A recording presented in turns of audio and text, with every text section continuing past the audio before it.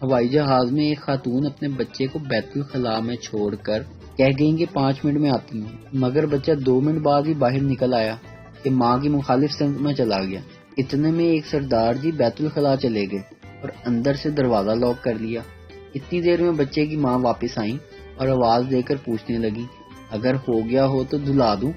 اندر بیٹھے سردار جی نے مارے خوشی اور حیرت سے کہا، وہ تیری اینو کہندے نا سروس۔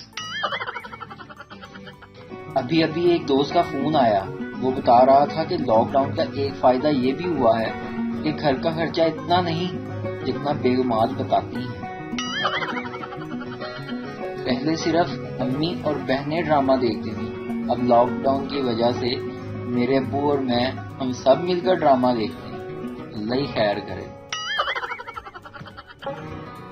یہ ٹچ والا موبائل، ٹی وی، کار، گھڑی بنانے تک تو ٹھیک تھا، لیکن یہ چائنا کو ٹچ والی بیماری بنانے کی کیا ضرورت تھی؟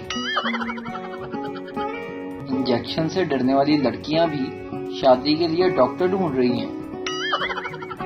ایک آدمی بھاگتا ہوا ہوٹل مینیجر کے پاس آیا اور بولا، جلدی آؤ، میری بیوی ہوٹل کی کھڑکی سے کود کر جان دینا چاہتی ہے۔ مینیجر، لیکن سر میں کیا کر سکتا ہوں؟ آدمی، یار کھڑکی نہیں کھل رہی۔ پرانے زمانے کی بات ہے کہ ایک لڑکی نے اپنے جانو کو میسج کیا، سونو میں تمہیں کچھ کہنا چاہتی ہوں، آئی لو یو۔